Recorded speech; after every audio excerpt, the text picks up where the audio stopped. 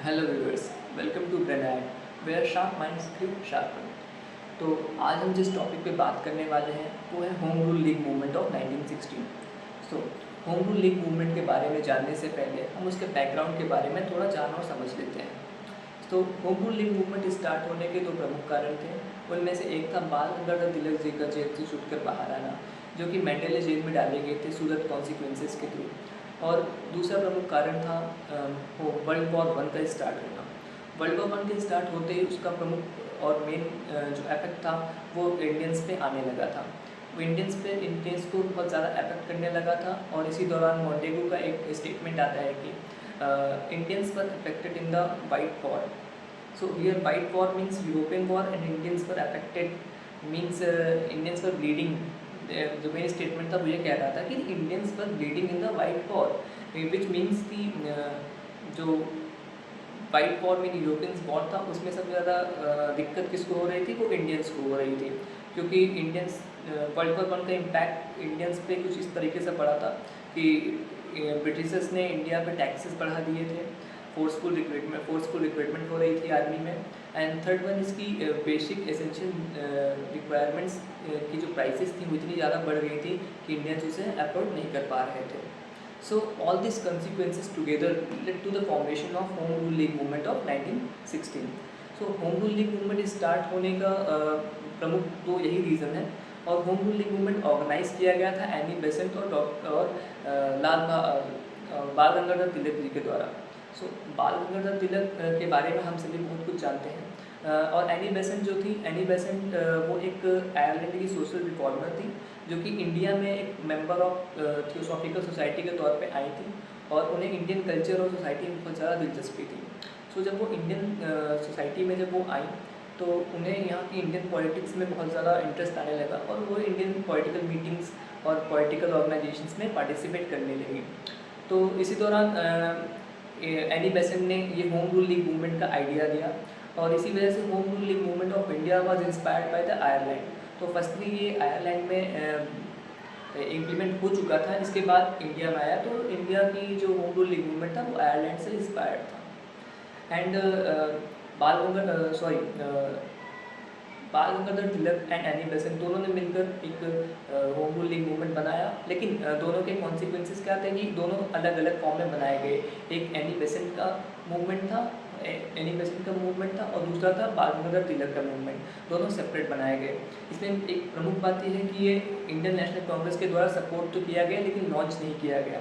Indian national Congress ने इसे support किया लेकिन इसे लॉन्च नहीं किया। और जो ये दो बेसिक फॉर्म में डिवाइड हुए थे उसमें जो बाल गंगाधर तिलक जी का साइट था या बाल गंगाधर तिलक जी का होम रूल लीग मूवमेंट था वो स्टार्ट हुआ था अप्रैल 1916 में अप्रॉक्स।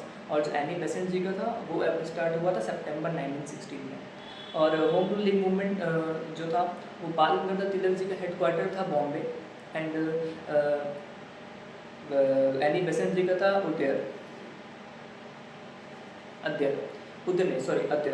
सो बाल गंगाधर तिलक जी का जो एरिया था वो बॉम्बे प्रेसिडेंसी पूरी थी एंड एक्सेप्ट बॉम्बे।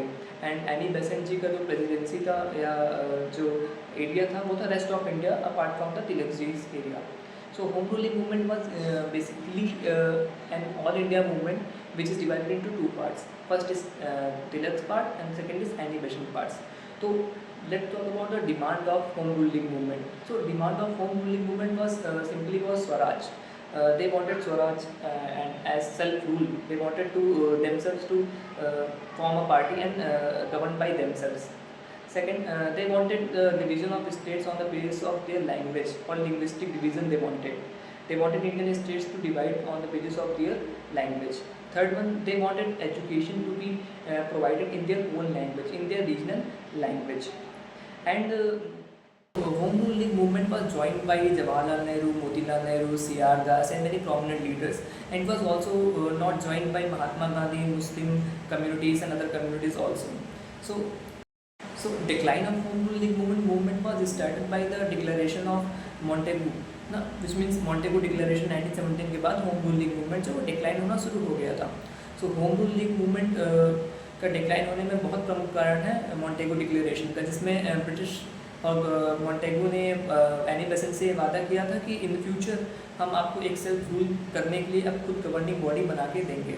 बट उसमें लिमिटेशन क्या थी, उसमें कोई टाइम लिमिट नहीं प्रोवाइडेड था कि हम कितने दिन में ये स्ट्रक्चर बना के देंगे। सो होम रूल लीग मूवमेंट की लिमिटेशंस थी कि उसमें कोई टाइम मूवमेंट नहीं था। जो मॉन्टेगू डिक्लेरेशन में हुआ था उसमें कोई स्पेसिफिक टाइम नहीं दिया गया था कि हम कब आपको एक ऑर्गेनाइज्ड बॉडी देंगे सेल्फ रूल के लिए। And the most last part of the video is home rule league movement की क्या सिग्निफिकेंस थी।